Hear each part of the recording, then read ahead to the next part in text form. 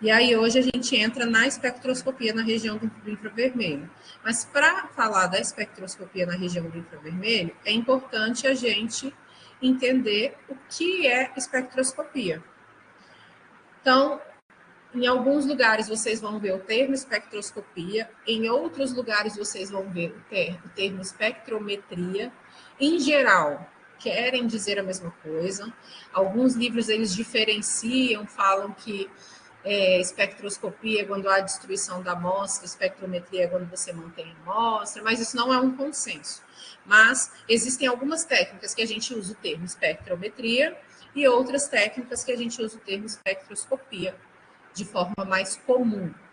Mas, como eu disse, a diferença entre as duas não é consolidada. Então, a gente pode dizer, em geral, que elas são sinônimas.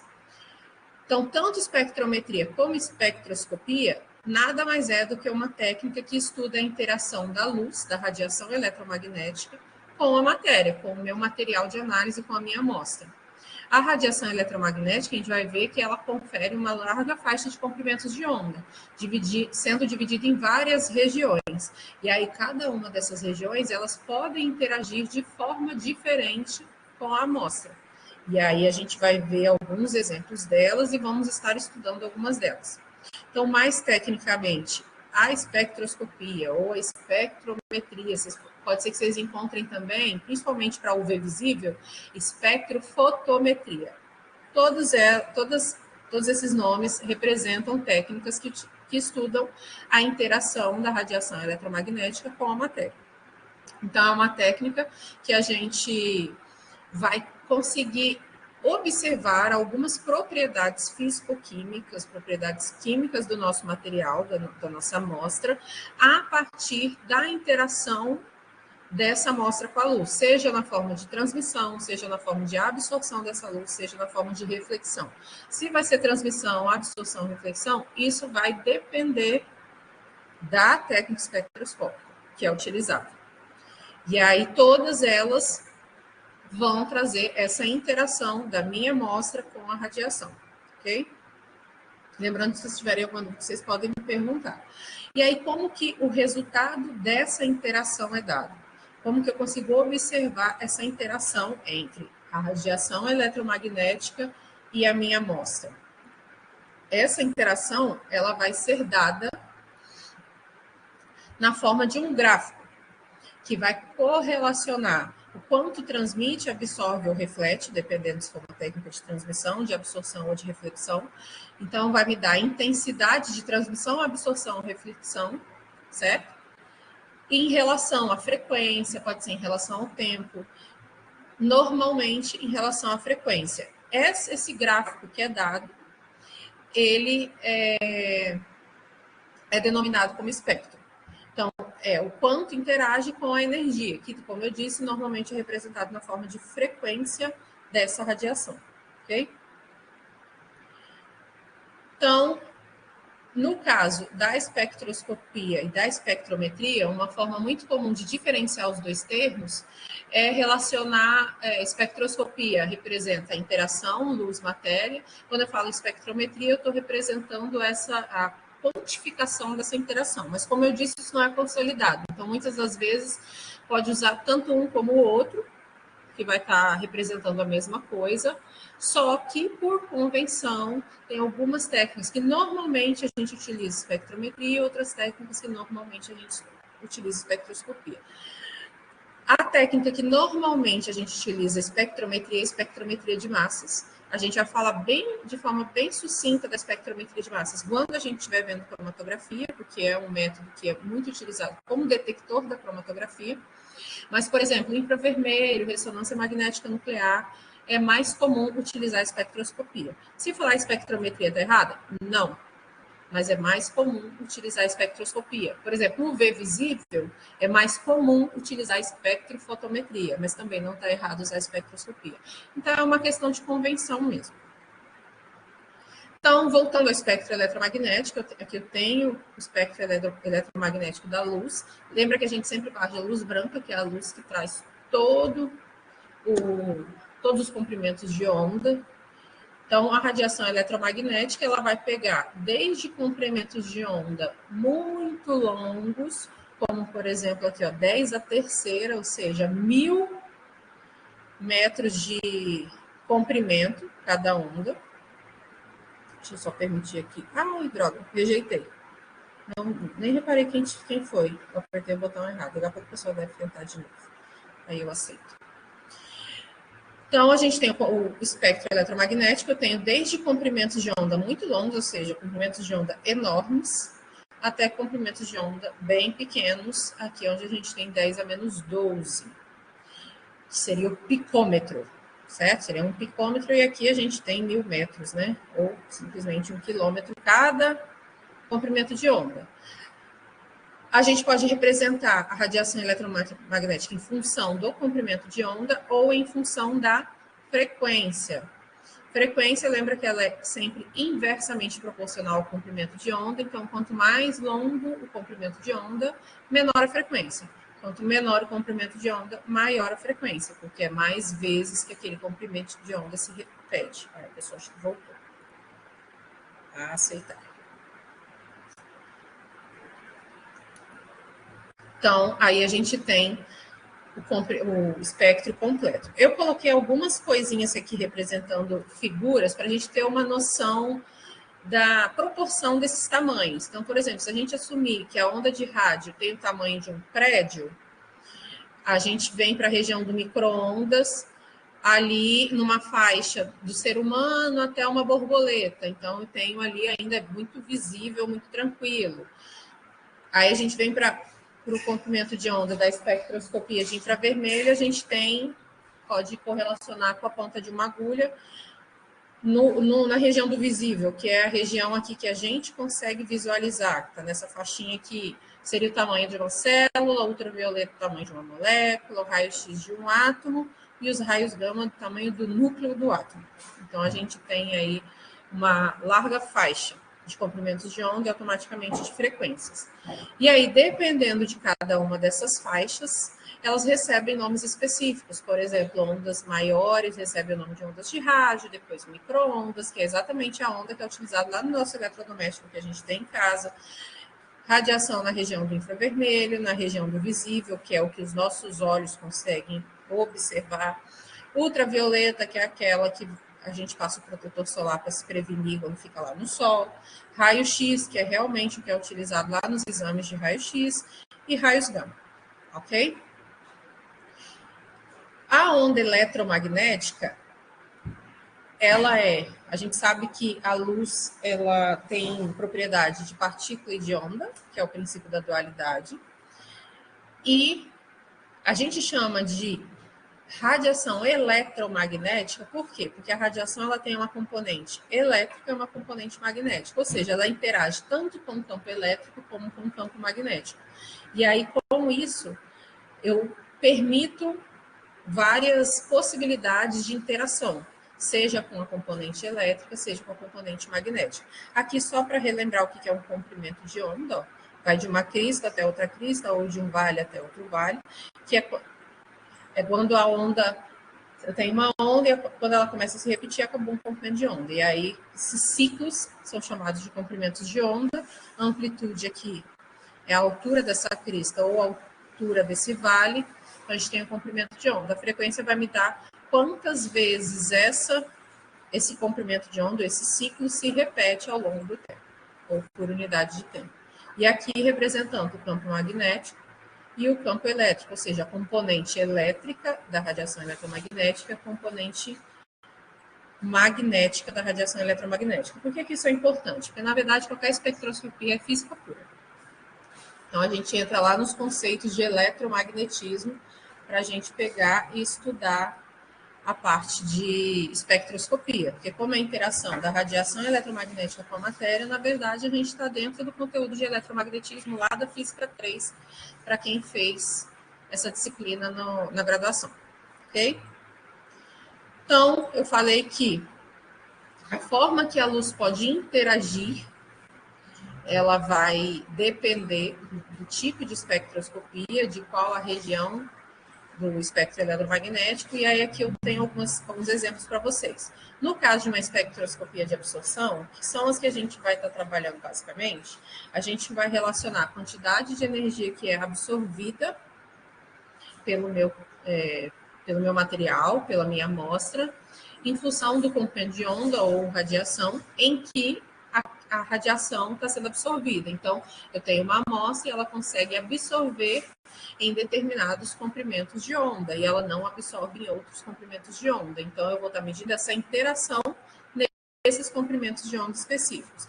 E aí, o que a gente obtém é um espectro de absorção, que ele demonstra essa absorção, onde absorve mais e onde absorve menos. Ou seja, em que comprimentos de onda do meu espectro ali eletromagnético há uma absorção e onde não há absorção. E aí, exemplos de espectroscopia baseadas na absorção da radiação, a gente tem ultravioleta visível, tem o infravermelho, e a gente poderia exemplificar com outras técnicas também, como, por exemplo, ressonância magnética e tal. A espectroscopia de emissão, na verdade, em vez de absorver, ela vai emitir em determinados comprimentos de onda. Então, dependendo do comprimento de onda, aquele material ele emite radiação. Então, na verdade, consiste na reemissão de energia previamente absorvida. Então, ele vai absorver do mesmo jeito, mas o que o meu detector nessas técnicas vai analisar não é o que é absorvido, sim o que é emitido. Exemplo de técnicas de emissão, fluorescência, por exemplo, na UFES, a gente tem o XRF. O que é o XRF? Ele é um espectrômetro de fluorescência na região do raio-x, fluorescência de raio-x. Então, a região do espectro eletromagnético que trabalha é o raio-x e ocorre o fenômeno da fluorescência. A gente tem o exemplo da fosforescência e da luminescência também. E no caso da espectroscopia de espalhamento ou de dispersão, é a quantidade de energia que, após eu emitir a radiação sobre a minha amostra, o quanto essa radiação é espalhada. E aí um exemplo clássico, porque como a espalhamento é muito pouco utilizado, acaba que o principal caso aí que se utiliza é a espectroscopia na Raman. E aí aqui eu coloco para vocês algumas faixas de radiação, o tipo de interação que ocorre e qual vai ser o tipo de espectroscopia. Então, se a gente estiver falando de ondas de rádio ou radiofrequência, que é a mesma coisa, ocorre uma interação com o spin nuclear, ou seja, há uma alteração no movimento nucleoatômico, e aí é o que acontece na ressonância magnética nuclear. A ressonância paramagnética eletrônica, que é a EPR, ela também é o movimento, mas em vez de ser do núcleo, como na ressonância magnética, é o movimento do elétron, e aí também utiliza a mesma faixa de radiação, que é a onda de rádio. Eu tenho a região dos micro-ondas e a região do infravermelho distante, daqui a pouco vocês vão entender o que é esse infravermelho distante, médio e próximo. Ocorre uma interação do tipo rotacional, então a perturbação que ocorre é na rotação desses átomos. O infravermelho médio e o infravermelho próximo, ele trabalha com a vibração das ligações químicas, então os átomos estão ligados entre si, e essas ligações, elas vibram, dependendo da ligação, ela vibra de forma diferente, é isso que a gente observa na espectroscopia de infravermelho. O ultravioleta e a espectroscopia no visível é uma transição eletrônica, então, na verdade, o que ocorre quando eu incido esse tipo de radiação é um salto dos meus elétrons de uma camada para outra, normalmente da camada de valência, que é os elétrons que estão na última camada do elétron, eles saltam para camadas mais externas. Quando eles saltam, eles absorvem energia. Na verdade, esse modelo é uma das explicações do modelo atômico hoje aceito, que é o de Bohr, em que o elétron salta para uma camada mais externa, quando ele absorve energia, e quando ele volta para sua camada original, que é quando ele para de receber essa energia, ele emite essa radiação, em geral, na forma de luz visível, na maioria das vezes, dependendo do elemento químico. E essa é a origem dos fogos de artifício. Eu tenho aqui a espectroscopia fotoelétrica, que também pega uma regiãozinha do ultravioleta, mas lá no limite da classe, então no finalzinho da faixa do ultravioleta, então por isso que a gente chama de ultravioleta distante. E o raio-x, aqui também é transição eletrônica, eu também tenho elétrons saltando, só que no V visível são os elétrons da camada de valência. No caso da fotoelétrica, isso também acontece no fluorescência de raio-x, são os elétrons mais internos que ficam trocando de lugar. E o Mossbauer, que é a única técnica que utiliza os raios gama, e aí a gente trabalha com o núcleo. O raio gama vai vir da emissão de prótons ou de nêutrons, ok? Então, coloquei direto aqui a aplicação das espectroscopias na química e na física, lembrando que química e física, elas andam muito juntas, e aí aqui a gente está falando da capacidade que essas técnicas têm de trazer informações químicas e estruturais dos materiais. Então, a forma que um composto, ou uma amostra, ou uma mistura, da forma que meu material se comporta frente à radiação eletromagnética, eu consigo concluir algumas informações a respeito da composição química, da estrutura química, do que eu tenho ali, a partir da utilização dessa interação. Lembrando que cada espectroscopia, essa interação vai me dar uma informação diferente, porque a interação gera consequências diferentes, por exemplo, a vibracional, a rotacional, a eletrônica.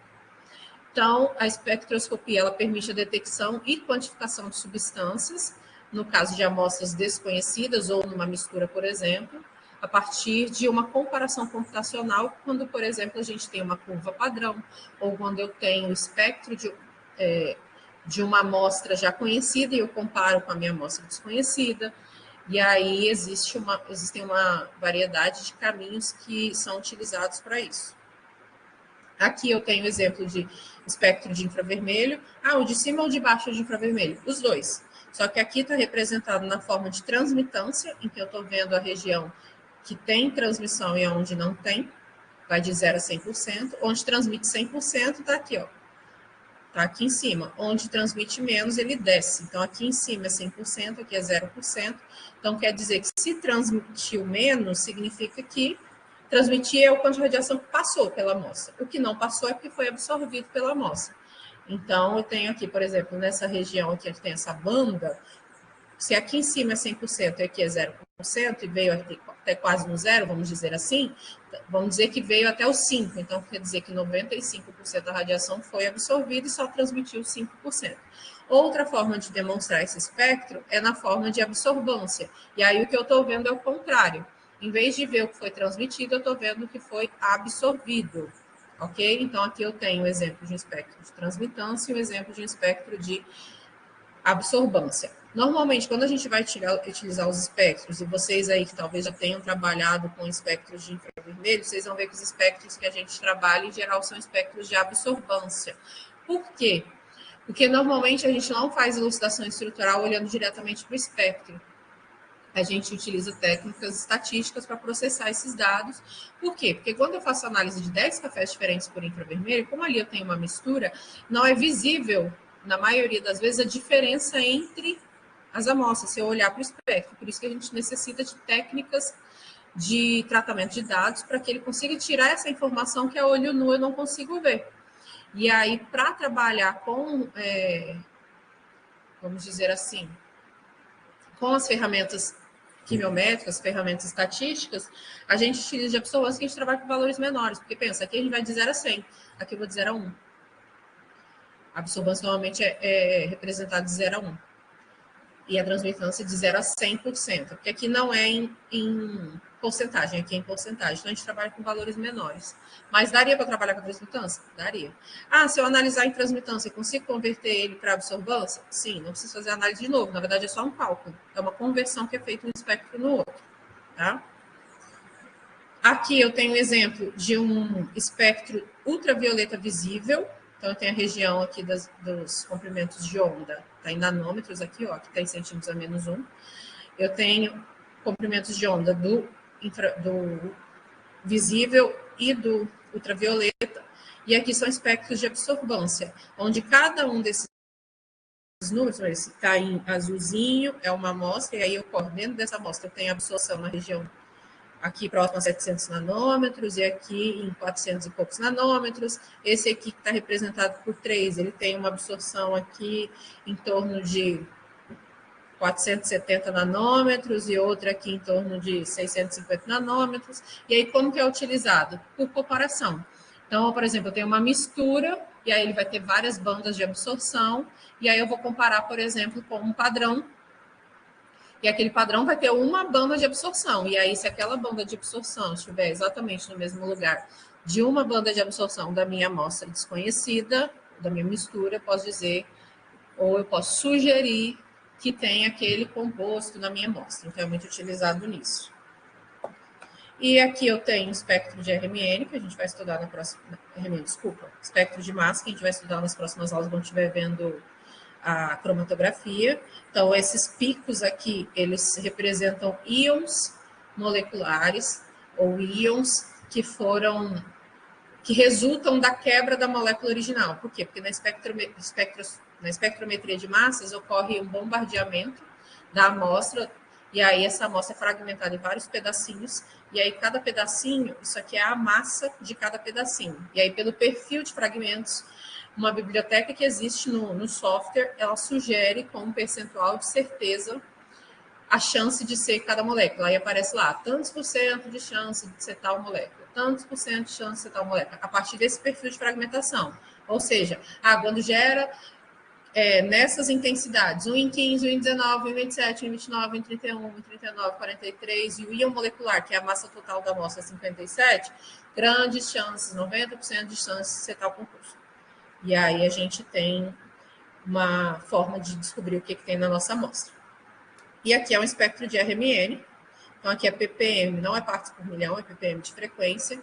E aí a gente tem os picos que estão relacionados aos tipos de hidrogênio. Isso aqui é o espectro de hidrogênio, são os tipos de hidrogênio. Isso aqui é um triglicerídeo, um lipídio. E aí eu tenho os diferentes tipos de hidrogênios presentes nessa molécula. Então, só uma revisão geral, revisão não, uma passagem geral aí das técnicas. Então, antigamente, para a gente fazer elucidação estrutural, eu tinha que fazer uma determinação da fórmula molecular, muitas vezes eu tinha que submeter a várias formas de degradação, reações químicas e tal. E hoje em dia a gente pode, muitas vezes, sem submeter a nenhuma reação química prévia, às vezes sem submeter até nenhum preparo, eu consigo determinar a estrutura de um composto. Então, por isso, a importância das técnicas espectroscópicas. E aí, aqui eu mostrei um monte de técnicas. Vocês vão me perguntar, tá, mas como eu sei qual usar? Depende.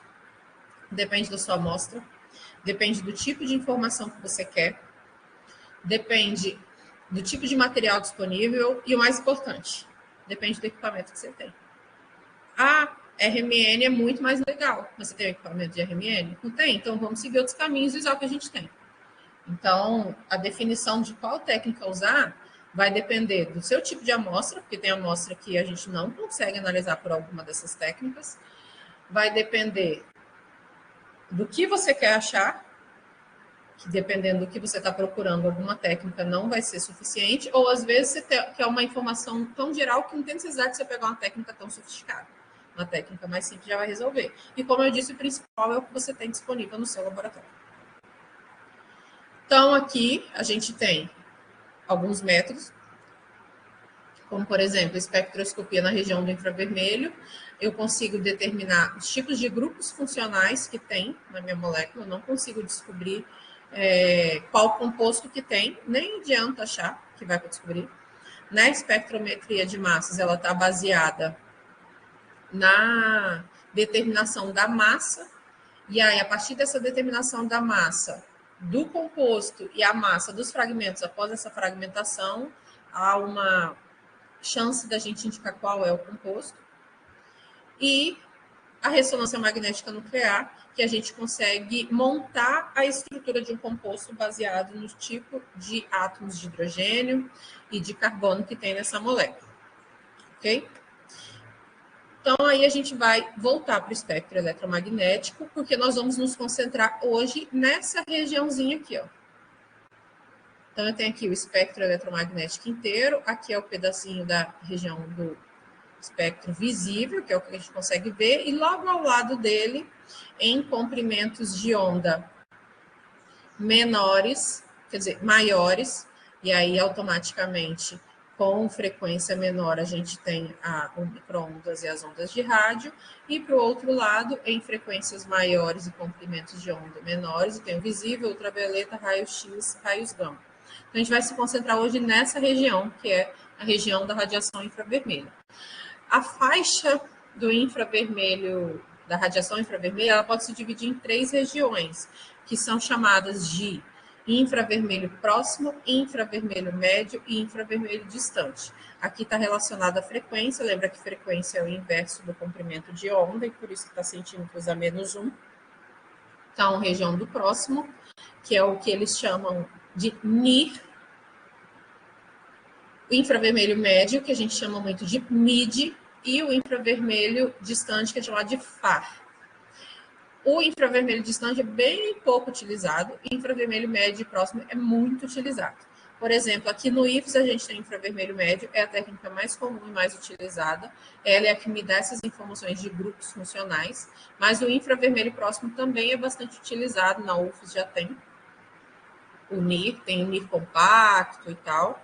Também é bastante utilizado, só que muito mais para quimiometria. Aqui no médio a gente usa muito para quimiometria, mas tem muita gente que trabalha só com a visualização do espectro mesmo, vê lá a banda, essa banda é de tal ligação, principalmente se vai trabalhando com substâncias puras, o médio é muito bom, porque você consegue, às vezes, até chegar na estrutura a partir das bandas. Com misturas não é tão simples.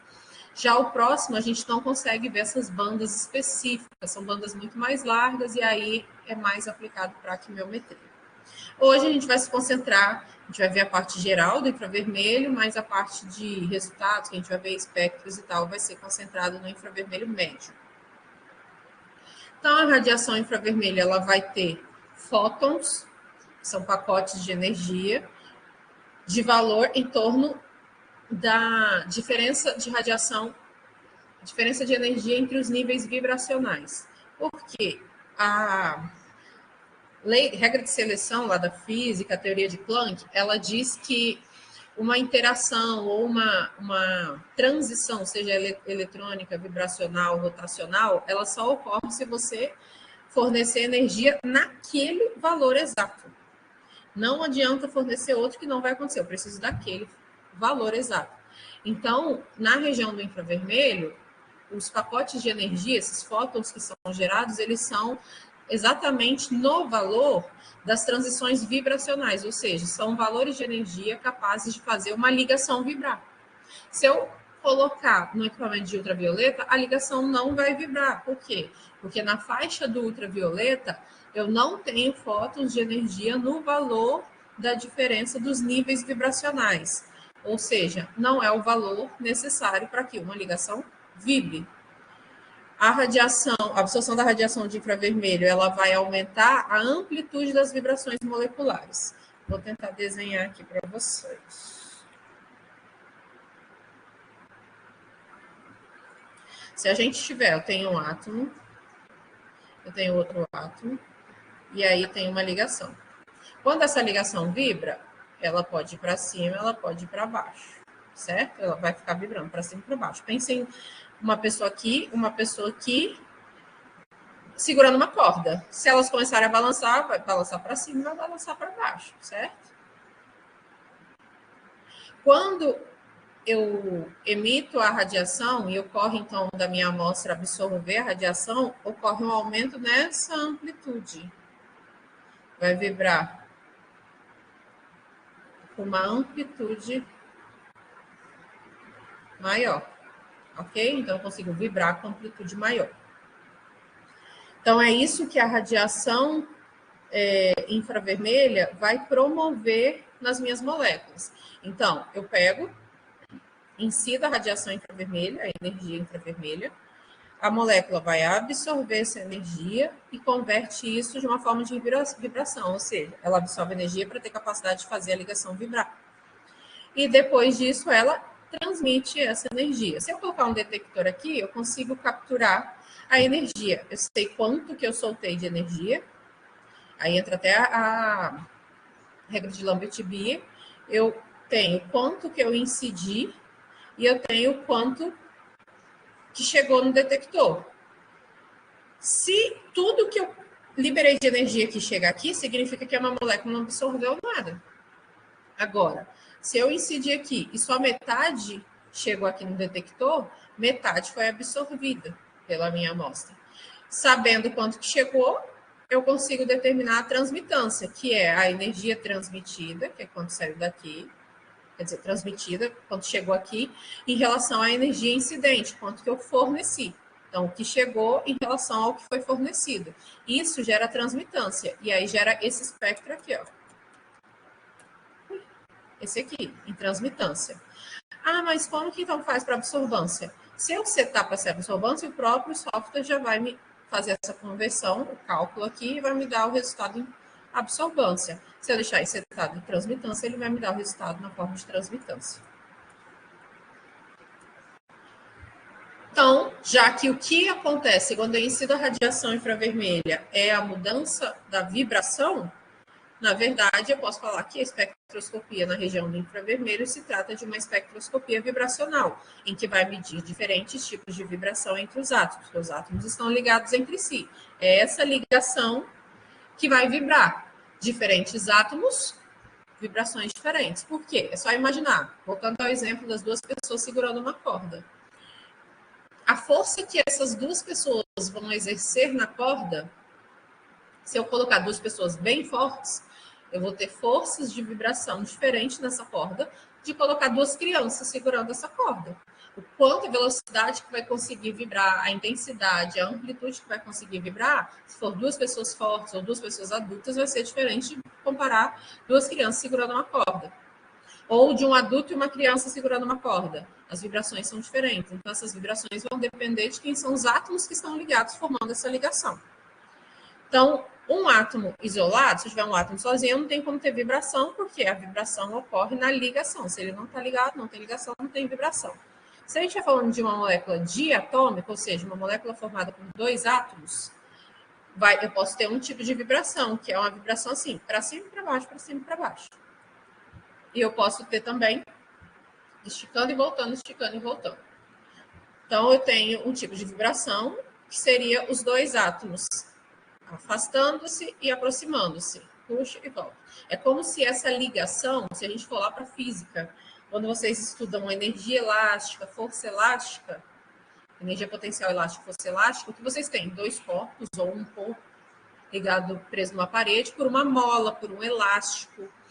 E aí essa mola e esse elástico, ele tem uma constante de elasticidade, que é o K que a gente chamava lá na física.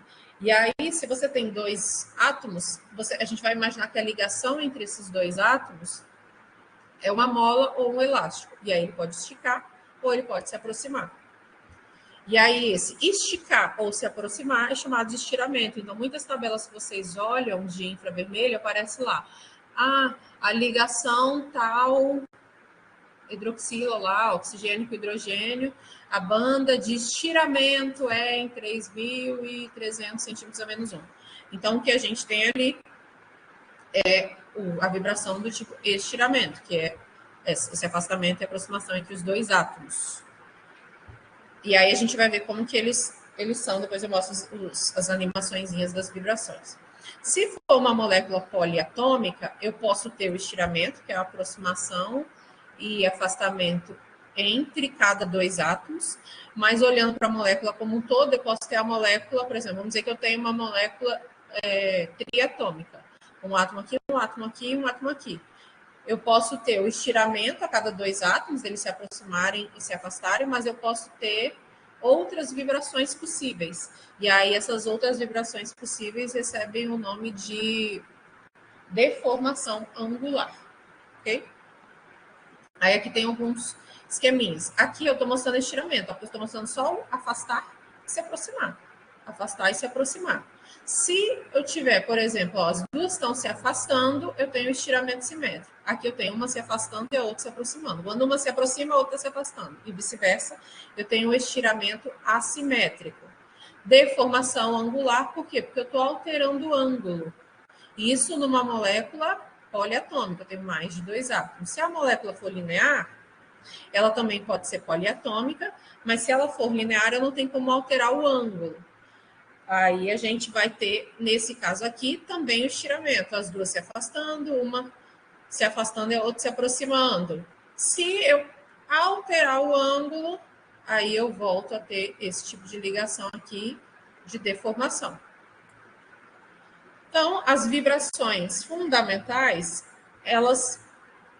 as vibrações que as moléculas estão lá, se elas estão lá quietinhas, bonitinhas, eu não estou colocando radiação nelas, eu não altero o centro de gravidade. Mais uma vez lá na física. Quando a gente fala que, por exemplo, se a gente tem, vamos lá, vou dirigir uma caminhonete, o pessoal aí que já foi para o campo sabe como é, a gente pega a caminhonete e tal, e aí o que acontece? Alex, a gente já foi para o campo junto, se a caminhonete estiver vazia e eu entrar numa curva muito rápida, o que pode acontecer? Me ajuda aí, Alex. O que acontece? Se eu estiver com a carroceria vazia. Se você não conseguir corrigir, você vai causar um acidente aí, vai perder a traseira da caminhonete. Por que vai perder a traseira? Não sei se é conservação das massas, inércia. Porque o motor está onde? Na frente, não é? Isso. E aí a gente tem uma distribuição irregular do peso da caminhonete, concordam? E aí, por isso que a gente tem que ter esse cuidado, porque eu estou com a concentração do peso da caminhonete todo na frente. E aí, dependendo de como a gente entra na curva, a traseira está muito leve, o que vai acontecer? Vai puxar. Por quê? Porque o centro de massa do carro está na frente. E aí, como que a gente resolve isso? Normalmente, coloca alguma coisa atrás, né? Quando a gente volta do campo é muito mais fácil, porque aí o carro está todo estável. A molécula, ela tem centro de gravidade nela também, ela tem região dela que tem maior massa. Na caminhonete, quando ela está vazia, o centro de massa da caminhonete está todo na frente. Quando eu encho a carroceria, eu mudo esse centro de massa e coloco mais para o meio da caminhonete. Então, eu alterei o centro de gravidade da caminhonete. A molécula fundamental, eu não estou incidindo nenhuma radiação nela, o centro de gravidade dela está no lugar. Quando eu incido radiação infravermelha nela, eu altero, porque esse movimento que eu faço na molécula faz com que o centro de gravidade mude de lugar.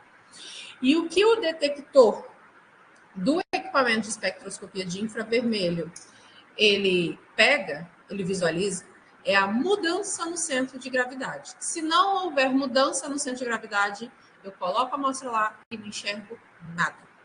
Se houver mudança no centro de gravidade, então eu coloquei a amostra lá, ela vai vibrar.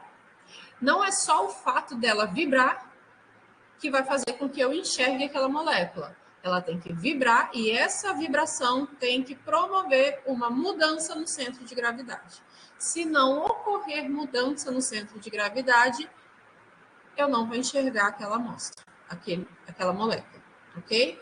Então, a gente tem que considerar apenas os movimentos que mantêm a distribuição de massa sempre simétrica em relação ao centro de gravidade. Quando a gente pega uma molécula maior, eu posso ter diferentes vibrações. Eu posso ter estiramento, posso ter deformação. Se a molécula é grande, as deformações podem ser diferentes dependendo dos átomos que estão se aproximando, estão se afastando. E aí aqui eu mostro cada uma delas separadamente. Por exemplo, o estiramento ocorre ao longo do eixo da ligação, e então o estiramento ele vai ocorrer entre dois átomos, onde eles podem se aproximar ou eles podem se afastar. Então, ocorre ao longo do eixo de ligação, resultando no alongamento ou no encurtamento da ligação. No caso de uma molécula triatômica, igual está aqui, eu vou ter diferentes estiramentos. Se eu tiver um outro átomo, aqui está da mesma cor, então essa ligação aqui é a mesma que essa, amarelo com azul, amarelo com azul. Então, essa vibração é igual a essa vibração, seja ela assimétrica ou simétrica, nos dois casos, a simétrica daqui tem a mesma energia da simétrica daqui, certo? Agora, se eu tiver uma molécula triatômica, aqui eu tenho uma bolinha azul, aqui eu teria uma bolinha vermelha, lembra, pessoas fortes vão mexer a corda de forma diferente de crianças. E aí, se eu tenho outro átomo aqui, eu vou ter no meu espectro a energia do estiramento dessa ligação, eu vou ter no espectro a energia de estiramento dessa, e aí isso vai gerar diferentes bandas, são aquelas bandas, no meu espectro de infravermelho. Porque átomos diferentes vibram com forma diferente, a vibração ela tem uma frequência, certo? Tendo frequência diferente, energia diferente, vai gerar bandas diferentes no espectro. No caso da deformação, eu tenho a deformação angular. A deformação angular ela pode ser no plano ou fora do plano. Então, é a mudança no ângulo de ligação, ok? A gente tem uma mudança no ângulo de ligação. E aí a gente considera que precisa ter, no mínimo, 3 átomos para que a gente possa ter a deformação. Ela pode ser no plano ou fora do plano. Se for no plano, eu tenho a simétrica e a assimétrica no plano. Elas estão no plano, então elas estão mexendo no próprio plano, se aproximando simétrica, que a gente pode chamar de tesoura, sem se aproximar nem se afastar, a gente pode chamar de balanço ou rocking, que é a assimétrica. Já fora do plano, eu estou saindo do plano ou entrando no plano, aí a gente tem a simétrica e eu tenho a assimétrica, ok? Aqui é a assimétrica, aqui é simétrica. Torção é como se estivesse torcendo a molécula e abano é assimétrico, como se estivesse indo para frente e para trás, ok? Tudo bem até aí, gente? Eu sei que é muita informação, eu estou tentando passar de uma forma sucinta. Tá tudo bem até aí? Falem comigo, por favor.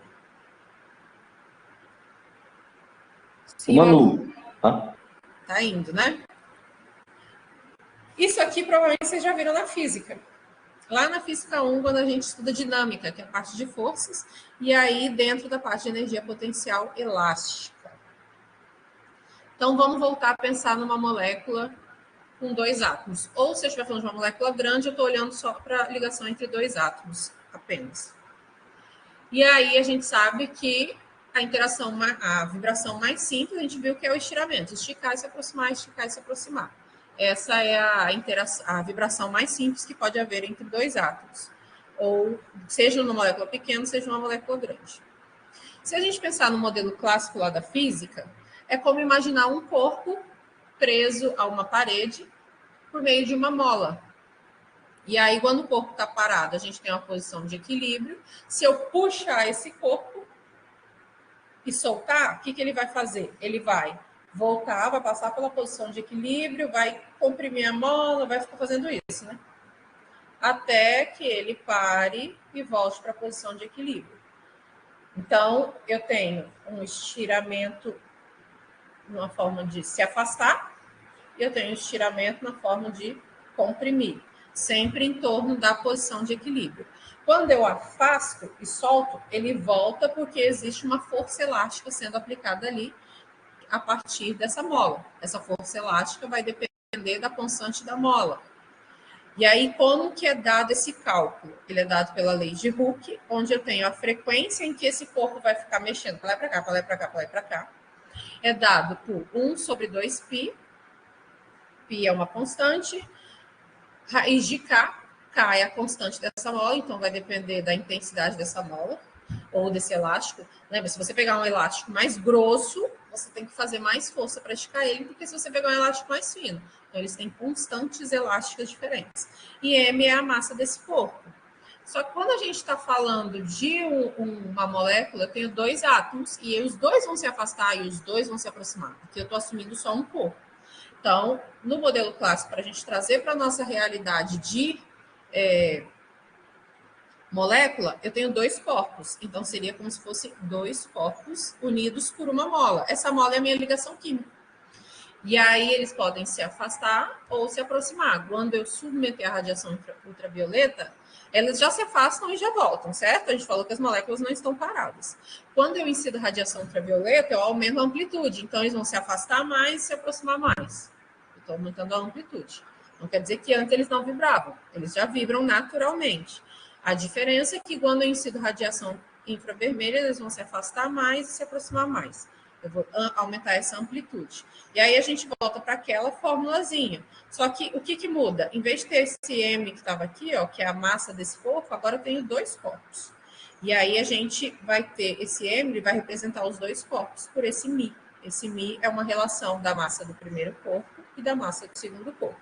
E aí a gente calcula a frequência que essa ligação vai vibrar.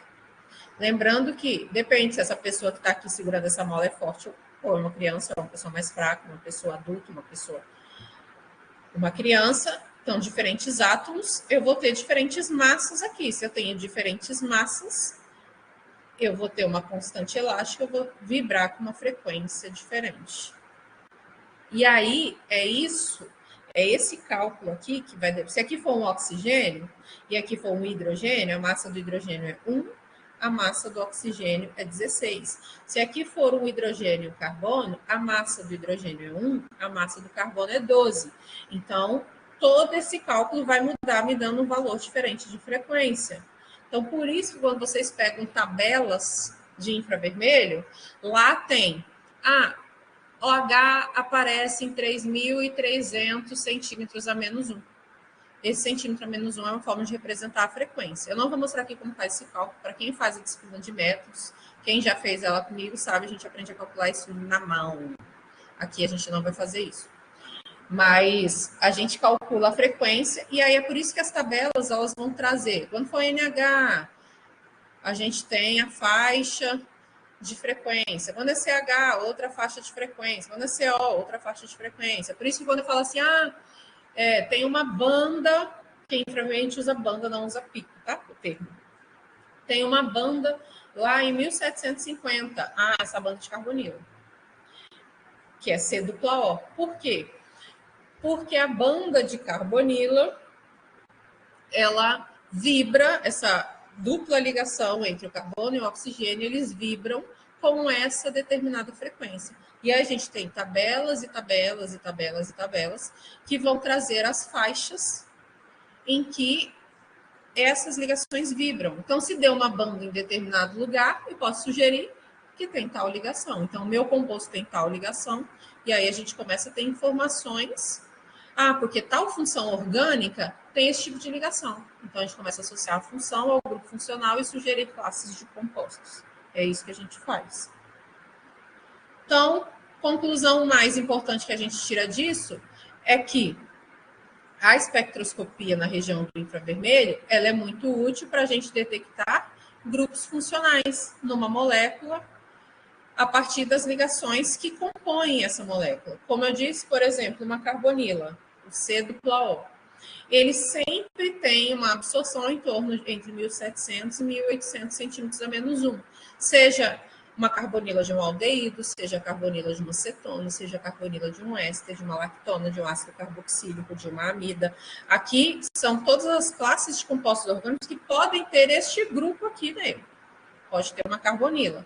E aí eu já consigo sugerir algumas coisas. E aí a gente pode facilmente verificar se a molécula que eu estou analisando tem uma carbonila, se eu vou procurar ali no espectro se tem uma banda na região entre 1.700 e 1.800 centímetros a menos 1. Por exemplo, a ligação de hidroxila sempre tem uma absorção, ou seja, uma banda larga, na região de 3.300, 3.500, 3.200 a 3.500, 3.200 a 3.600, mas é uma banda bem larga.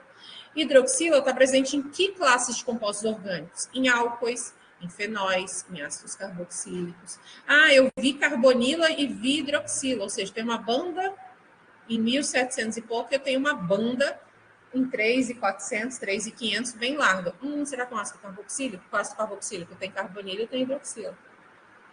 Então, a gente começa a sugerir classes de compostos. Então, eu não consigo dizer, essa banda é de tal composto. Eu faço, essa banda é de tal grupo. Pode ser de tal composto, porque esse composto tem esse grupo. Mas lembra que a gente pode ter várias classes de compostos que têm a mesma ligação. Hidroxila. Hidroxila está no ácido carboxílico, está no álcool, está no fenol. Eu vi hidroxila no meu espectro. Eu quero associar alguma coisa de café. Açúcar tem hidroxila. Ácidos clorogênicos têm hidroxila. Compostos fenólicos têm hidroxila. E aí a gente fica assim, mas qual deles? Não sei. Infravermelho não é uma técnica que vai conseguir te dizer, isso é de açúcar. Isso é de álcool. isso é de aço? Não tem como. A gente sugere, baseado no que a gente conhece do café. Pode ser de açúcar.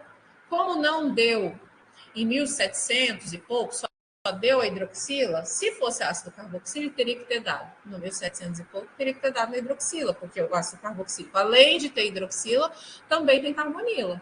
Então, eu teria que ter as duas. Eu não tenho carbonila, só tenho hidroxila. Então não deve ser ácido carboxílico, automaticamente. Não deve ser ácido clorogênico. Pode ser álcool. Álcool é uma função que está nos açúcares. Então eu posso associar isso aqui aos açúcares presentes no café. É isso que a gente faz. A gente sugere, a gente não afirma, e a gente sugere classes de compostos baseado no todo.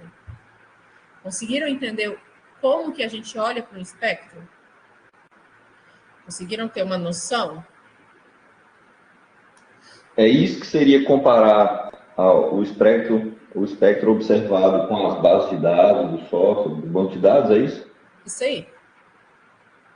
Em geral, nos trabalhos de vocês vão ver que a gente dificilmente vai olhar para o espectro em si, porque entre os cafés a gente não vê diferença entre os espectros. Normalmente, o que a gente faz é rodar os dados e, pelo tratamento estatístico, a gente observa as regiões que mudam de um espectro para o outro. A gente vai ter uma aula para vocês terem uma visão geral sobre PCA, mas o que a gente vê é o que muda. O que está alterando? Eu coloquei cafés de dois lugares diferentes. E aí eu processei eles e vi que a região do espectro que mudava entre os cafés de uma região e da outra era principalmente a região de 3.500. As outras regiões, se o meu modelo estatístico não mostrou aquelas regiões responsáveis pela diferença entre eles, significa que era tudo igual em todas as amostras. Então eu vou me basear no que muda, porque eu quero ver o que tem de diferente entre os cafés de uma região e os cafés da outra região. E aí eu vou me concentrar naquilo que tem de diferente, porque o que está igual em todos, está em todos. Não vai ser responsável por mudar de um café para o outro. Igual, essa semana eu estou rodando os dados do Douglas. Os dados do Douglas são amostras da Embrapa, amostras de Conilon da Embrapa. E aí, depois eu vou estar até enviando para você, Douglas, que eu estou terminando já. Aí existem as regiões que o modelo, na hora de rodar a estatística, detectou que eram responsáveis por diferenciar os grupos de cafés que eu estava analisando. Então, são essas regiões espectrais que eu vou procurar tentar associar algum composto a alguma classe de composto, porque são elas que estão mudando de um café para o outro. O resto que está igual nos dois, para mim não faz diferença, porque está em todos eles. Dois não, em todos. Todas as classes não faz diferença, porque vai estar em todos, então não é isso que aquele processamento, ou aquela altitude, ou aquela região diferenciou um café do outro. Entendeu? Então, alguns aspectos importantes.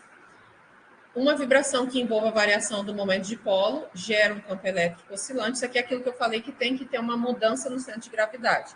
Se mudou o centro de gravidade, eu posso gerar polos na minha molécula, ou seja, deixando uma parte dela, porque eu tenho coisas mudando de lugar, eu posso deixar parte da molécula mais positiva, mesmo que seja momentaneamente, eu vou deixar um lado mais positivo do que o outro. Se a minha vibração está ligando, eu tenho um par de elétrons que está sendo compartilhado ali, aquela vibração faz com que aquele par de elétrons, ora fique mais perto de um átomo, ora fique mais perto do outro átomo.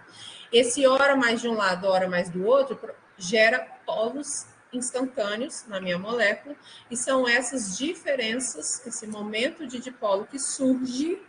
Se eu gero um polo, isso está associado a uma relação de um lado está mais positivo do que o outro, isso gera um campo magnético, elétrico, e esse campo elétrico que vai interagir com o campo elétrico da radiação infravermelha. Eu falei que radiação eletromagnética, ela tem componente elétrica e componente magnética. Esse campo elétrico que é gerado aqui na formação dos polos, esse campo elétrico vai interagir com o campo elétrico gerado pela componente elétrica da radiação eletromagnética. Ok? Seguindo, então, aqui, ó, os campos só podem adquirir fases apropriadas para a absorção que tiverem a mesma frequência, aquele negócio da regra de seleção, só vai interagir se estiver naquela faixa. E aí, isso aqui para representar como que é um equipamento de infravermelho. Na verdade, o infravermelho, a gente fala que ele é um interferômetro. O que seria um interferômetro? O interferômetro é um jogo de espelhos, esse jogo de espelhos que vai filtrar e gerar a radiação que me é de interesse. Então, eu tenho espelhos, eu tenho prismas, é um sistema de prismas e espelhos. Eu tenho minha fonte da radiação, no caso do infravermelho é um metal que fica incandescente. Para quem já viu, por exemplo, alguns fogões, às vezes manda aquela grelha de cima do fogão, ou até mesmo churrasqueira, que chega a ficar rubro, vermelho mesmo, o metal, aquele metal está vermelho, a partir do momento, esse aquecimento que deixa ele vermelho, ele está emitindo radiação infravermelha. Então, na verdade, a minha fonte da radiação infravermelha, a minha lâmpada, que na verdade não é uma lâmpada, é um metal que ele é aquecido até o rubro, e aí, quando chega nessas determinadas temperaturas, ele passa a emitir radiação infravermelha.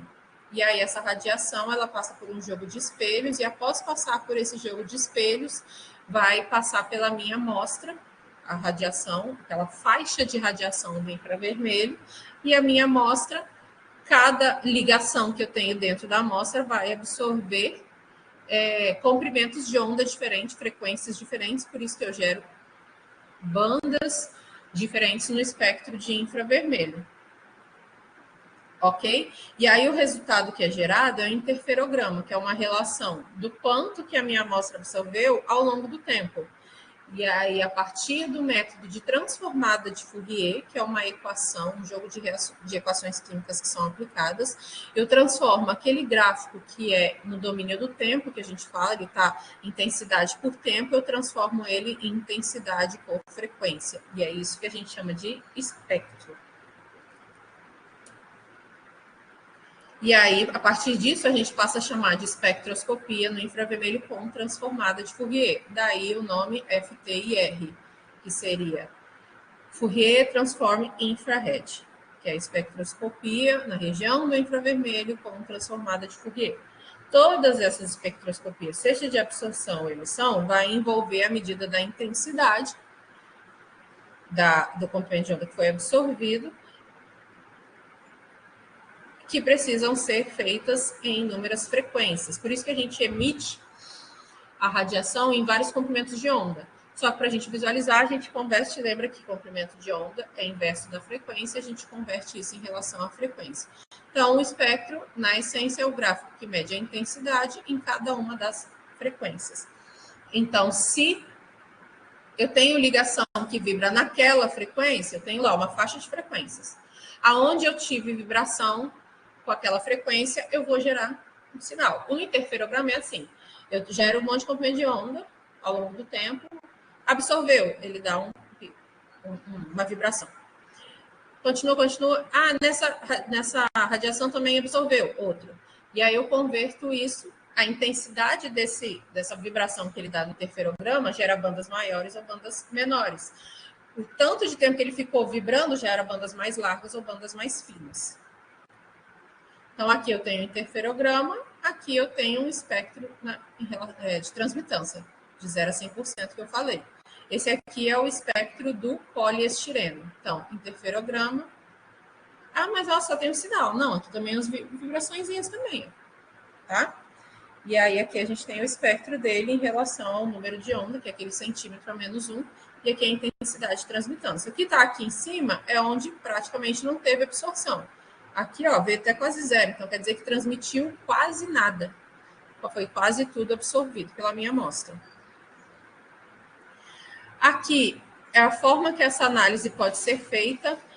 Por exemplo, se a minha amostra for gasosa, eu tenho amostradores para gás em que eu coloco no equipamento e aí a radiação infravermelha vai passar por aqui, eu incido gás, e aí eu preencho todo esse tubo aqui, ou esse tubo aqui com gás, e aí a radiação vai passar por essa amostra, e do outro lado vai ter o detector, que vai medir o quanto foi absorvido, na verdade, o quanto foi transmitido, sabendo quanto foi incidido, eu sei quanto foi absorvido pela minha amostra.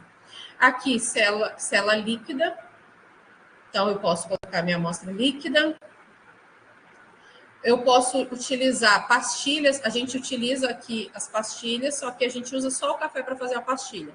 Mas eu posso preparar uma solução sólida para fazer essa pastilha. Eu pego um pouquinho da minha amostra, misturo com um pouco de KBR. O KBR é uma amostra que não tem mudança no dipolo, então o equipamento não enxerga ele. E aí eu misturo bem a minha amostra com a pastilha de KBR, prenso numa prensa, que é um exemplo de uma prensa. Aqui a gente tem uma que é manual, tem umas que são pneumáticas, depende. Lá na UFS tem a pneumática, aqui a gente tem uma manual. E essa aqui é bem bonitinha, essa eu nunca vi ao vivo. A gente macera, isso aqui é um grau estilo de ágata, para que não contamine a amostra. Aqui acho que a gente usa de porcelana mesmo.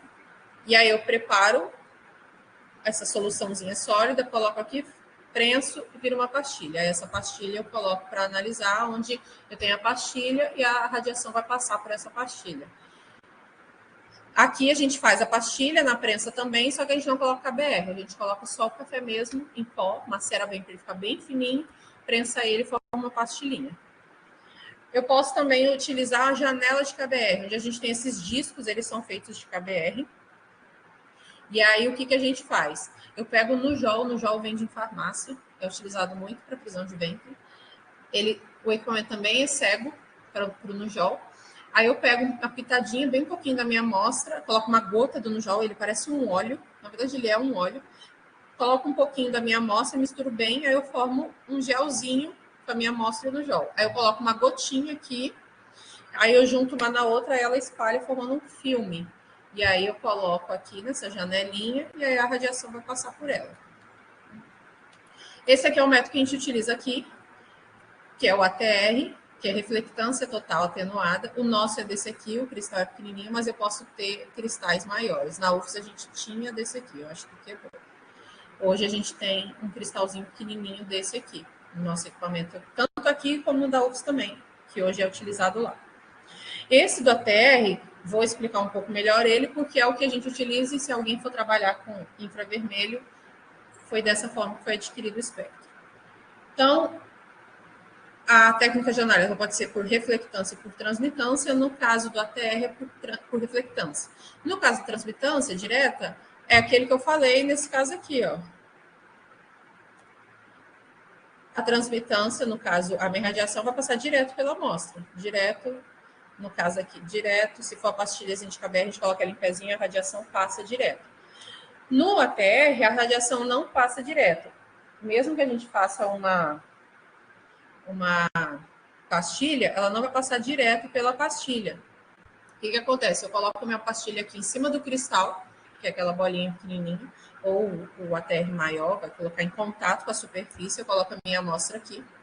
E aí, o que acontece? Lá dentro tem um jogo de espelhos, a minha radiação vai passar por esse cristal, o nosso cristal de seleneto de zinco. Por isso, quando vocês pegam aí, quem já escreveu o procedimento para infravermelho, na descrição do equipamento fala que é de seleneto de zinco, 45 graus de reflexão. O que quer dizer isso? A minha radiação, ela vem, bate aqui e volta, no ângulo de 45 graus. Só que, o que acontece? Quando ela bate aqui na ponta, não é 100% dela que ela volta. Uma pequena quantidade, ela passa aqui para a superfície. E aí, se a minha amostra estiver em contato com essa superfície, essa radiação penetra na minha amostra. E se a minha amostra interagir com a radiação, ela vai absorver. E aí, o que volta aqui já não é a mesma coisa que chegou aqui. Então, a gente fala que aqui houve uma reflexão atenuada, ela foi atenuada pelo tanto que foi absorvido aqui. E aí aqui reflete de novo, quando bate aqui, mais um pouquinho passa. E aí o que volta já não é igual, atenua mais. Então, o que chega aqui é a reflectância total atenuada, que foi atenuada aqui. E aí a interação não é direta, a radiação passando direto na amostra. Aqui é da reflexão, por isso que chama de acessório ATR. Tudo bem até aí? Fala comigo. Vocês estão tão quietos? Sim, Manu, tudo bem. Ok? Tudo tranquilo. Então, vamos para o que nos interessa, a interpretação do espectro de infravermelho. Dificilmente a gente vai conseguir identificar todas as bandas que tem no espectro e automaticamente chegar no composto exato. Isso é muito raro, principalmente se a gente trabalha com mistura. Porque, por exemplo, igual eu falei, eu vi lá uma banda de hidroxila. Se eu tiver diferentes compostos que tem hidroxila, não tem como saber de quem é. Porque todos vão sair do mesmo lugar, porque ali eu estou vendo hidroxila. Seja hidroxila do ácido, do açúcar, do fenol, tanto faz. Então, dificilmente a gente consegue chegar na estrutura de um composto a partir do espectro de infravermelho, e principalmente se a gente trabalha com mistura, que é o nosso caso. A gente trabalha com uma mistura de centenas de compostos, que é a amostra de café. O espectro, a gente viu que ele está associado à frequência. No caso do infravermelho médio, a gente pega ali, normalmente os espectros são determinados de 4.000 centímetros a menos 1 até 400. É sempre, gente, é sempre inverso, tá? Então, de 4.000 a 400 centímetros a menos 1.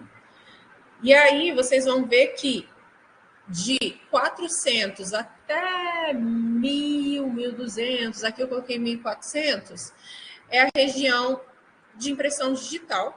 Essa região de impressão digital, ela pega muito ligação de CH, CC.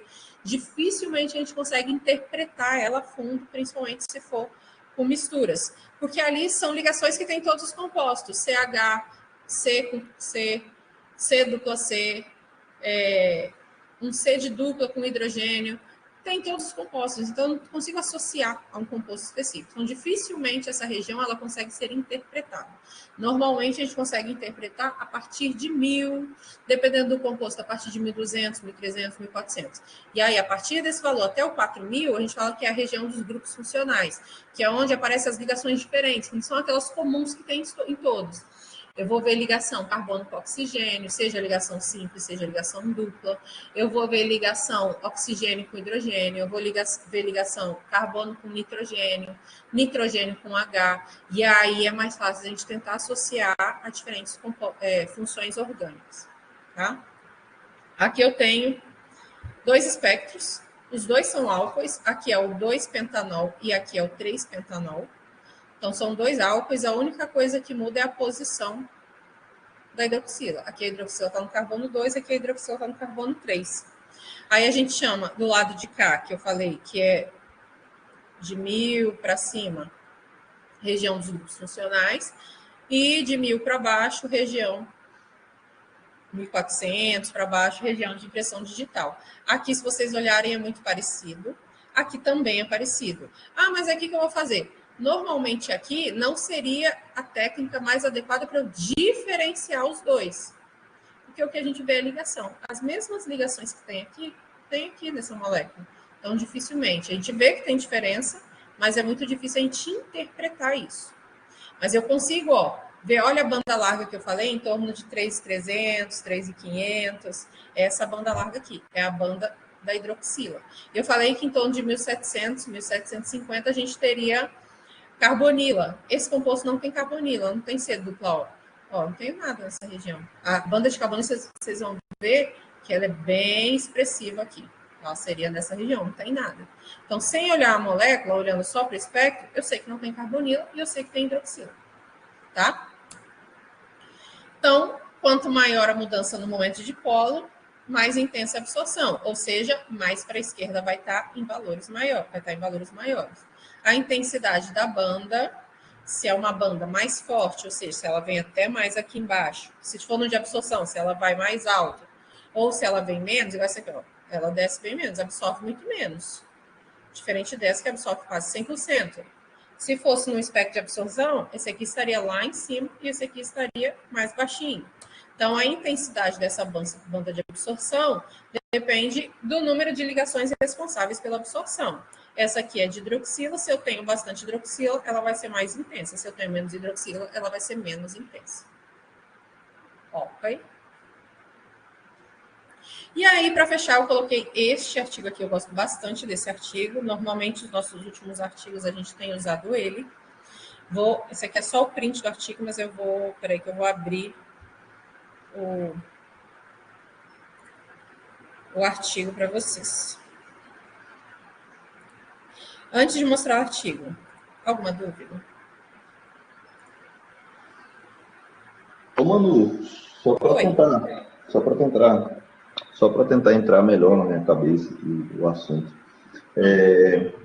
Prepara essas amostras, no caso de café, pela prensa, e aí, quando se faz a análise, é por isso que aparece esse nome tão grande assim da técnica utilizada, que é FTIR, ATR, porque Isso. utiliza todos esses equipamentos para fazer essa análise, para obter Exatamente. esse gráfico aí.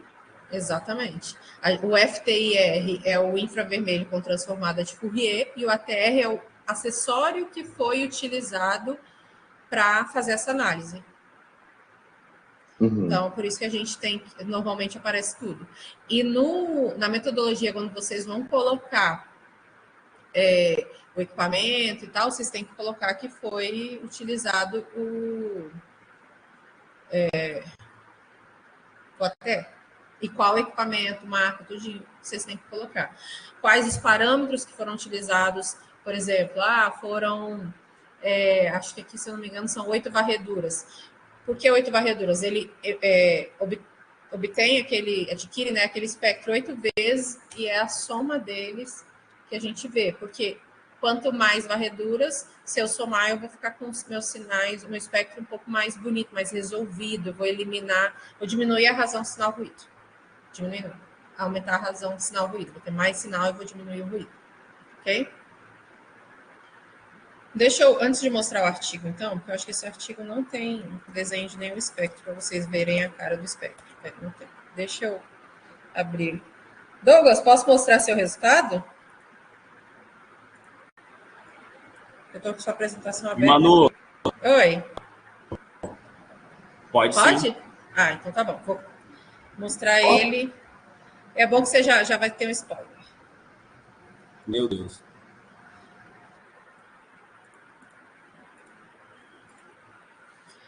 Todos conseguem ver? Sim ou não? Sim. Então, vamos lá. Isso aqui é um espectro de infravermelho. Aqui é o espectro médio. Aqui são todas as amostras, é o espectro médio de infravermelho. Aqui ele está em absorção, se vocês observarem, ele está ao contrário. Então, aqui ó, já é uma banda de hidroxila. Lembra que eu falei? Em torno de 3.300? Aqui, ó, 1.750 mais ou menos. Isso aqui é carbonila. Esse pedacinho aqui, ó, essa bandinha aqui. Isso é carbonila. Por que tem essas partes marcadas em verde? Aqui eu tenho o espectro inteiro. Normalmente, o que a gente pode estar fazendo? A gente pode aplicar uma técnica de seleção de variáveis. Aqui, todas as variáveis, eu vou aqui de 400. Na verdade, na Terra, a gente não começa em 400, é em 630. 630 centímetros a menos 1 até 4.000 centímetros a menos 1. Nesse caso, eu apliquei uma técnica de seleção de variáveis para ver as variáveis, ou seja, as regiões espectrais que mais influenciaram na separação das amostras que eu estava analisando aqui. Nesse caso, eu utilizei a seleção de variáveis utilizando peso de Fischer. E esse MSC Center é que normalmente a gente aplica um método de pré-processamento das amostras para acertar a linha de base. Depois eu abro um outro aqui que tenha a diferença que vocês consigam observar quando utiliza sem o espectro originais, sem o pré-processamento e os espectros depois de pré-processado. Mas enfim. Aí, pelo método de seleção de variáveis, ele selecionou essas regiões que estão marcadas em verde como as regiões responsáveis pela diferenciação das amostras. Aqui a gente separou em 3 anos as amostras. E aí aqui eu coloquei as regiões que estão marcadas em verde. E aqui gerou o gráfico de scores. E aí essas regiões aqui são as regiões responsáveis por separar essas amostras em 3 anos. Eu tenho aqui o ano de 2020, que está em cinza. Eu tenho o ano de 2021, que está em vermelho. E eu tenho o ano de 2022, que está em azul.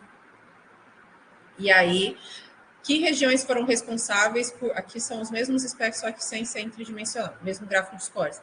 Que regiões foram responsáveis, por exemplo, para deixar as de 2020 separadas aqui para o lado de cá e o resto para cá, entendeu? E aí está associada a essas regiões. E aí eu vou olhar essas regiões, ó, entre 2.987, 3.256, e vou olhar essas tabelas e ver que ligações que vibram nessa região. São ligações, e aí a gente pode ir para o artigo traz várias tabelas dessas, em que a gente vai associar grupos de compostos, e aí toda vez que vocês forem associar grupos de compostos, vocês têm que referenciar. Então, existem inúmeros artigos nossos e não só nossos, em que associam regiões com grupos de compostos presentes no café. Tá bom? Alguma dúvida aqui? Não vou mostrar o resultado todo, não. Vou deixar o Douglas ansioso. Deixa eu só mostrar uma outra figura em que... Deixa eu Essa figura que você mostrou é todos os tratamentos, Manu, está separado? Todos os tratamentos. Nossa, se o infravermelho ficou assim, pensa a cromatografia. É. Já tô curiosa. Aqui tem símbolos diferentes, é uma coisa interessante, é porque aqui são 3 produtores para cada ano. Eu tenho 3 produtores em 2020, aí os mesmos produtores em 2021, os mesmos produtores em 2022. Se a gente observar, por exemplo, aqui no 2020, eu tenho aqui o produtor A, ele está separado do produtor B e C. Então, em 2020, um dos produtores teve um comportamento diferente. Quando a gente olha nos outros anos, os 3 produtores, eles estão bem próximos, não tem separação entre eles. Então, é isso que os símbolos diferentes estão representando isso. Mas eu acho que a cromatografia vai conseguir diferenciar os tratamentos. Que aqui eu tentei diferenciar os tratamentos e a gente não conseguiu. Então, deixa eu ver se eu abrir uma figura aqui que eu consiga mostrar para vocês. Pegar de alguém aqui. O antes e o depois. Deixa eu pensar no de quem que eu coloquei isso.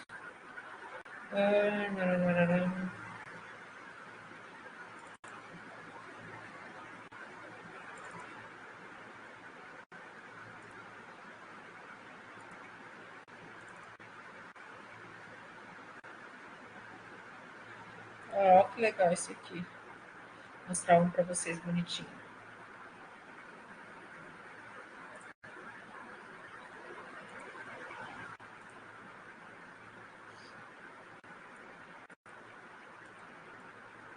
Olha esse. São 5 faces de exposição do café. A gente vê que alguns não separam, mas tem uns que dão diferença. Nesse aqui, isso aqui são dados da ANA, se eu não me engano.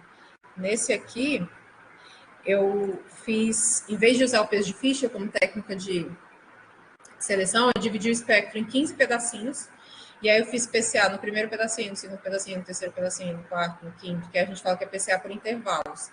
E aí, esses aqui são os intervalos. E aí eu vi em qual intervalo que eu vi melhor separação.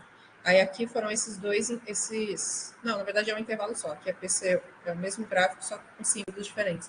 E aí esse aqui foi o intervalo que deu melhor separação. E aí eu vou trabalhar só com essa faixa aqui e ver o que cai nessa faixa. Deixa eu achar um.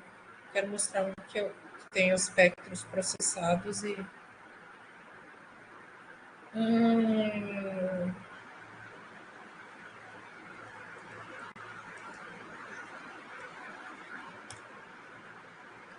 Gente, eu acho que tem um monte. Mas como eu estou procurando, me ajuda aí, Marina, você lembrar de alguém que eu fiz? Eu acho que no meu primeiro experimento você colocou. Eu acho. Deixa eu ver, deixa eu abrir o seu. O do primeiro ano, se eu não me engano.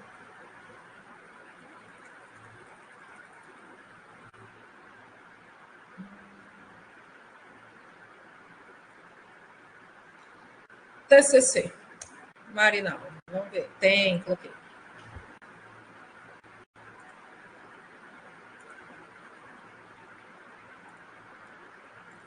Ó, aqui eu coloquei todos os espectros juntos. Aqui são eles pré-processados. Então, se vocês observarem, eu faço um ajuste na linha de base. Então, a gente faz essa correção ó, na linha de base. Ah, mas aqui não ajustou. Aí, porque esse desvio aqui não é de linha de base, é porque são amostras que têm intensidades diferentes. Agora, o que for diferença de linha de base, a gente consegue observar, principalmente na região onde não tem banda. Aí, aqui, ó, ajustou. Agora, essa diferença aqui não é de linha de base, é porque realmente eu tenho amostras com maior intensidade nessa região e menor intensidade. Deu para entender essa questão? Agora eu vou mostrar o artigo para vocês para a gente fechar. Por hoje. Como nesse caso tem que ter um conhecimento prévio do que está sendo analisado, assim, é amostra de café, mas o que mesmo? Na verdade, a gente sai testando um monte de método de pré-processamento para ver qual que tem o melhor comportamento. Método de pré-processamento, qual método de seleção de variáveis. Então, por isso que às vezes a gente demora para enviar os dados, por isso que não é tão simples, porque não é regra. Tem os pré-processamentos que normalmente funcionam para essas amostras. A gente tem que testar outros, às vezes, para ver se não tem outro que fica com resultado melhor. Principalmente a questão no método de seleção. Então, tem gente aqui que talvez eu já tenha mandado dado que eu utilizei PCA geral. Não usei técnica de seleção de variáveis, porque a PCA geral já deu um resultado muito bom. Há outros que eu usei técnica de seleção de variáveis por intervalos, como eu mostrei aquele exemplo lá, o da Marinalva, por exemplo, do TCC dela, a gente usou por intervalos. No caso do Douglas, eu estou usando o peso de Fischer. Então, isso vai depender dos dados. E aí, a pessoa que vai rodar os dados, mais conhecida como eu, normalmente, mas a Marinalva já aprendeu a estar rodando os dados dela sozinha. O pessoal que está fazendo a disciplina do Paulo, eu espero que rode os seus dados sozinhos, né? E aí, tem que sair testando mesmo. Então, é um trabalho braçal mesmo, de ficar testando qual o melhor modelo, qual o melhor pré-processamento, qual a melhor técnica de seleção de variáveis. É um trabalho braçal mesmo. Entendeu? Mas a gente vai falar melhor disso quando a gente estiver falando de análise multivariada. Porque depois que a gente vê todas as técnicas, já ver alguns exemplos, vamos ter uma visão geral do que é a PCA, que é o que eu vou me concentrar com vocês. E aí a gente vai olhar para alguns resultados de uma forma mais crítica nesse aspecto, tá bom? E agora, então, para a gente fechar, vou mostrar esse artigo que eu falei que ele é bastante utilizado por nós aqui. Ele é um artigo recente, relativamente recente, 21 ou 22, se não me engano, 22, 2022. E ele é um artigo de revisão que ele mostra o potencial de técnicas espectroscópicas na análise de café. Então, ele é muito... Porque se vocês pegarem livros e tal, artigos gerais de espectroscopia de infravermelho, vocês vão ver que eles trazem em geral. Tal região é hidroxila. Você associa as classes. Mas a gente fala, é de açúcar, tá, mas pode ser de açúcar, de ácido carboxílico, de fenol e tal. Agora, quando você pega um artigo que utilizou essa técnica aplicada a café, esse artigo ele já pode associar a classe de compostos do café. E aí você pode sugerir isso na sua escrita, e ao sugerir isso, você usa esses artigos como referência, tá bom? Então, esse aqui é um artigo de revisão. Ele fala de 3 técnicas, ele fala do infravermelho médio, ele fala do infravermelho próximo e fala do Raman. E aí ele traz as tabelas para as 3 técnicas. Aí ele fala sobre a técnica, explica um pouco sobre como funciona a técnica. E aí vou direto para o que nos interessa. E aí ele traz as tabelas. Dessas tabelas, ele traz as regiões, as bandas, as regiões e reporta as bandas de absorção a que elas estão associadas. E aí ele fala disso para o infravermelho, tanto próximo como médio, e para Raman. Aí ele começa pelo próximo, que eu falei que também pode ser chamado de NIA, esse N é de NIA, de próximo mesmo. E aí ele traz as regiões, fala qual que é a ligação que está vibrando e mostra a associação a classes de compostos presentes no café. Como a gente vai se concentrar a princípio? Mas quem trabalhar com NIR também pode usar isso aqui. Vou mostrar logo do médio, que é o MID. Aqui, ó. Começa o MIR para vocês. Aí, por exemplo, entre 2.840 e 2.940 centímetros a menos 1, está associado a estiramento de banda CH em grupo CH2 e CH3. A quem que eu posso associar esta ligação? Lipídios e cafeína. Em 1.747 centímetros a menos 1, a carbonila que eu falei que era em torno de 1.750. Está relacionado ao estiramento da carbonila em grupos éster alifáticos. Éster está presente nos lipídios, lá nos triglicerídeos e tal. Eu posso associar a classe de compostos lipídios do café. Esse aqui quando a faixa é muito larga, ela pode ser associada a várias coisas, mas aqui ele mostra, de 900 a 1.400 centímetros a menos 1, ele nem colocou aqui, porque tem um monte de coisa nessa faixa. pode associar carboidratos. A gente tem aqui, ó, 1740 e 1660, estiramento de carbonila e de dupla C, de duplas ligações. A gente pode associar os lipídios, mais uma vez, e a carboidratos. E N outros. Aqui, ó, CGA são ácidos clorogênicos. Eu tenho aqui, ó, trigonelina, piridina, carboidratos, lipídios, de novo, polissacarídeos, outros carboidratos, cafeína, proteínas e aminoácidos, e assim por diante. Então, aqui ele já faz essa associação. Eu vejo aonde está a minha banda, aonde vejo a que ela está associada, que ligação, aquela banda é uma vibração. Vibração de quê? Dessas ligações, e aí essas ligações estão associadas a grupos químicos que estão presentes em compostos, e aí eu posso sugerir algumas classes de compostos que apresentam esses grupos químicos e, por consequência, geraram essas vibrações. E aí aqui nesse artigo ele já mostra esses compostos, essas classes de compostos, que estão presentes no café. Então, esse artigo ele é muito bom, porque ele traz esse artigo de revisão, então vocês podem usar. E não só ele, porque ele também traz, ó. Ele também traz... Ó, esse artigo aqui é nosso. Esse artigo que a gente está olhando não é nosso, ó. Esse artigo que a gente está olhando não é nosso. Deixa eu ver de onde que ele é. Do Quênia, ó. É isso? Não, da Alemanha... Ah, não sei. Tem gente do Quênia e tem gente da Alemanha. Deve ser da Alemanha. E aí, eu cliquei exatamente... Que sorte a nossa, né? Numa referência que ele utiliza... Cadê? Numa referência que ele utiliza de um artigo nosso, ó. Esse artigo do Deusélio. Então, nós aqui, Lucas, eu, Thaís... E aí ele usa a partir de um artigo nosso. E aí vocês podem usar esse artigo e não só ele. Podem também puxar outros artigos. Cadê a tabela, gente? Pode usar outros artigos que ele associa também àquela região. Aqui, ó, nessa outra tabela, aquela tabela é das regiões. Nessa outra tabela, ele traz os métodos quimiométricos que foram utilizados e o que esse artigo está fazendo. Por exemplo, aplicações, né, da utilização da espectroscopia de infravermelho.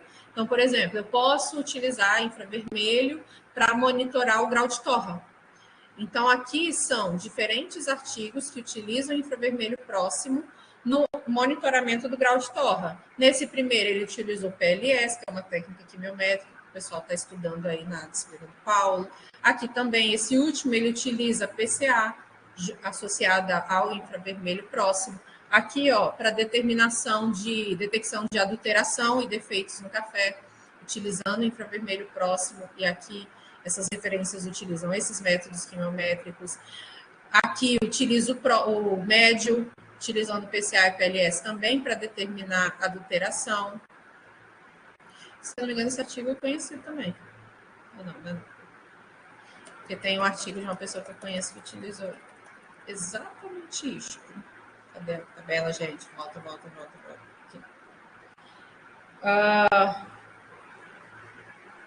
Aqui, trabalhos para predição de nota sensorial e qualidade. E aqui utiliza infravermelho, ó. Utiliza próximo, médio, e aqui diferentes técnicas quimiométricas. Aqui ele tenta discriminar café por diferentes espécies, ou diferentes variedades, ou diferentes origens geográficas de café, utilizando também infravermelho próximo, médio, Raman, fluorescência.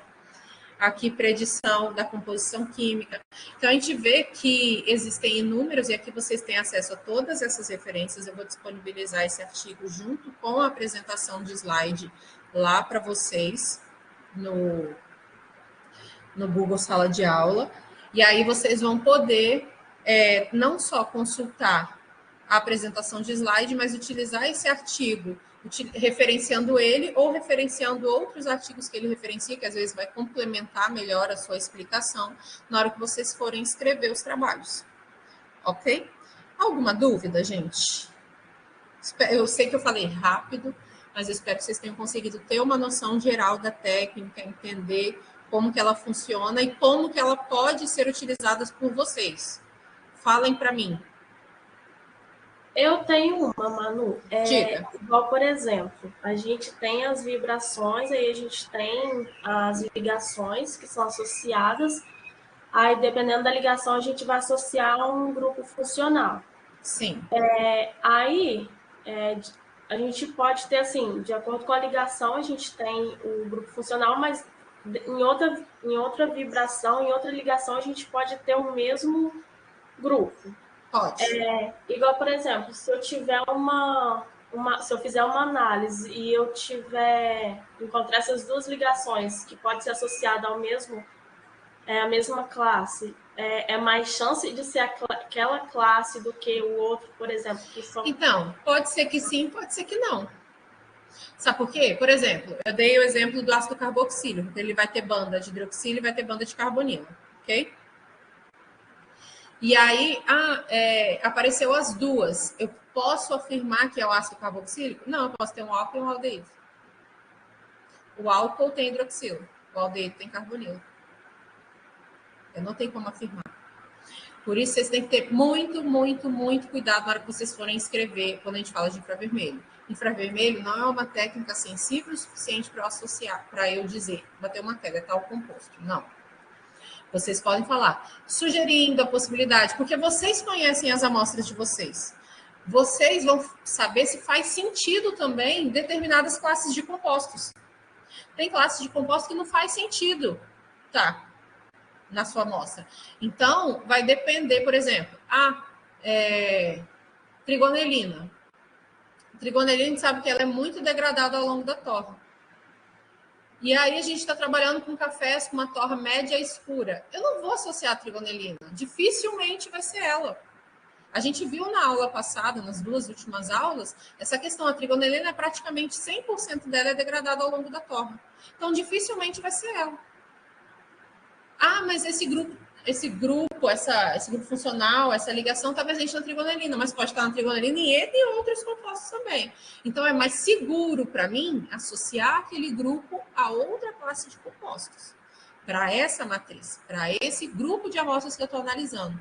E aí entra a importância de vocês conhecerem o conjunto de vocês. Por que às vezes eu sofro na hora de rodar dado que mandam para mim?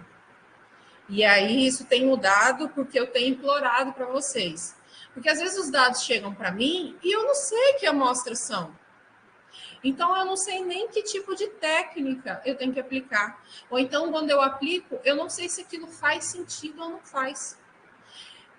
Por isso que o ideal no mundo perfeito é você tratar seus dados. Mas eu sei que isso não é possível nem sempre. E aí a gente acaba se associando a pessoas que vão contribuir no nosso trabalho. Mas aí entra a importância de, se alguém for rodar os dados para você, você passar o máximo de informações. Mas eu vou contar para a pessoa o que eu estou fazendo. Vai que ela copia. Gente, aí a gente já tem que ter... Estamos num grupo. É de outro grupo? Então, vocês vão procurar alguém no grupo no qual vocês trabalham, pessoas que possam te ajudar nessa parte. Ou convidar alguém que trabalha com isso para te ajudar nessa parte. No nosso caso aqui... O grupo é um só, então a gente tem aí essa facilidade de trabalho. Mas, não, eu trabalho com coisa totalmente diferente de vocês, estou fazendo só para acompanhar aqui e tal. Então, vocês vão procurar alguém, ou vão se associar a alguém, ou vão estudar como fazer esse tratamento, para que vocês possam fazer. Aqui eu estou dando o caminho das pedras. Então, entra muito o conhecimento que vocês têm sobre as amostras de vocês. O que vocês estão procurando? Lembra que eu falei no começo que a escolha da técnica, a gente falou só de infravermelho, mas na próxima aula a gente vai falar de RMN, na outra a gente vai falar de cromatografia, espectrometria de massas. Qual que eu vou utilizar? Vocês é que vão, não é simplesmente, infravermelho, vou colocar tudo para fazer infravermelho. Às vezes a informação que você está procurando infravermelho não vai te dar. Algo que a gente já tem visto aqui, que o infravermelho não é uma técnica sensível o suficiente para diferenciar tratamento, ou seja, método de processamento, tempo de fermentação. não tem sido uma técnica que tem se mostrado eficiente, eu não consigo diferenciar. Ah, quer dizer que não muda a composição química com diferentes tempos de fermentação? Não, não quer dizer isso. Quer dizer que o infravermelho não é uma técnica sensível o suficiente para diferenciar os cafés fermentados em tempos diferentes. Aí eu vou ter que recorrer a uma outra técnica. Normalmente, por exemplo, pela nossa experiência, a cromatografia tem se mostrado eficaz para isso. Infravermelho, não. Então, a técnica que vocês vão utilizar no trabalho de vocês vai depender do que vocês estão querendo observar. O que eu estou procurando? Que tipo de informação eu estou tentando extrair dos meus dados? E aí, a partir disso, eu vou escolher a melhor técnica ou a técnica que vai me dar mais informações dentro daquilo que eu estou procurando. E uma outra coisa que a gente tem de limitação é a disponibilidade do equipamento. Ok? Mais alguma dúvida? Por mim é só. Mais alguém? Deixa eu encerrar a gravação aqui, ó.